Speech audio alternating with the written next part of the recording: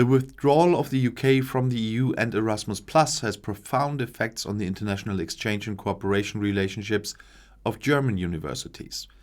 The German Academic Exchange Service, the DAAD, therefore presents 10 theses on how scientific relationship with partner institutions on the British Isles can be shaped in the future. Brexit cost scientific cooperation and exchange in the European Union many important options. With all regrets, especially with a view to decades or even centuries of good cooperation between German and British universities, it is important to shape this new situation, said DAAD President Professor Dr. Joybrato Mukherjee. The individual mobility of students and researchers to the United Kingdom is particularly badly affected. The UK has some of the best universities in Europe and around the world. For us as a funding organization for academic mobility and academic exchange, it is therefore essential to further develop our own funding instruments and to provide our member universities with the best possible support for the challenges ahead. It is our aim to enable the good academic relations with the UK to continue under new conditions, said Mukherjee. Future of cooperation with the United Kingdom. Here are the 10 theses. The first is, the UK's exit is not just a British problem, it is also a problem for Germany and German universities. The close collaboration with some of the world's best universities needs to be put on a new footing. All considerations in the DAAD are based on this guiding principle. Second, the British universities have repeatedly spoken out against Brexit. At the same time, British students and academics are particularly suffering from the exit. British universities are trying hard to maintain cooperation with international partners. The DAAD wants to use this momentum for its member universities. And number 3 is, all interested parties must make intensive use of the period up to the end of the Erasmus program generation 2014-2020 in May 2023. Almost 2 years of exchange with scholarships and without tuition fees are still available for the mobility of German students to the United Kingdom. The 2021-2027 generation of programs is also intended to enable funding to a limited extent in non-Erasmus partner countries, such as the United Kingdom. The DAAD will work with the universities to develop alternative access routes and financing models for students by 2023. And fourth, negotiations on cooperation models and fee waivers are already being conducted at various levels. From a British perspective, a pan-European approach regrettably contradicts the core political idea of Brexit, and national agreements are of limited scope given the financial self-determination of British universities. The DAAD will therefore primarily seek to advise and support individual German universities and consortia in the development of exchange agreements. And fifth, UK universities will find it difficult to forego tuition fees for EU students. The funding model for studying in the UK and the current corona crisis make it unlikely that UK universities will grant extensive discounts. All the more reason, exchange models have to make use of scholarship benefits that include fees. The DAAD will endeavor to find additional funds to cover these costs. And sixth, the mutual waiver of tuition fees, the so-called tuition waiving, will only succeed in small numbers, and an expansion of the international mobility of British students is not likely, as many in Germany still face a language barrier. Nevertheless, limited exchange in certain subjects can be achieved with this model and must be negotiated. This is essentially to be approached on the basis of institutional agreements between universities. And 7, the UK's Alan Turing program is a sign that the UK government wants to encourage international student mobility. The first year of the program has a pilot character, which is why German universities should work together with the DAAD on exchange projects that include Turing scholarships on the British side. And 8th, third country programs of the DAAD, so far not accessible to the EU member United Kingdom, are to be opened to the extent that it is financially viable and sensible. This applies to scholarship programs after the end of Erasmus, as well as to the financing of exchange programs based on grant agreements at German universities.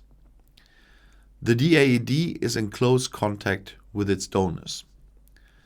And ninth, the increase in tuition fees particularly affects German students without a scholarship. However, new students can now use the BAföG abroad to study in the UK. The DAAD therefore calls for the payment of tuition fees in the BAföG abroad to be increased, especially in order to enable financially weaker students to continue studying in the UK. The takeover is currently capped at €4,600 for 1 year. In addition, the BAföG abroad should be applicable for an entire course of study, as is already possible for Switzerland, for example. And 10th, the new visa regulations should be designed in such a way that stays for an internship are still possible. In addition, the DAAD demands that the employment of academic teaching staff placed from Germany, for example DAAD lecturers, remains possible. The DAAD will work together with the Federal Foreign Office to work towards appropriate regulations. And we have heard in Germany that at the moment Scottish universities are discussing with German universities and other European universities about this. But we will have to see how that works out, what the Foreign Office and the German government will do with the 10, let's say, call them not theses, but proposals from the DAAD, especially regarding BAföG abroad.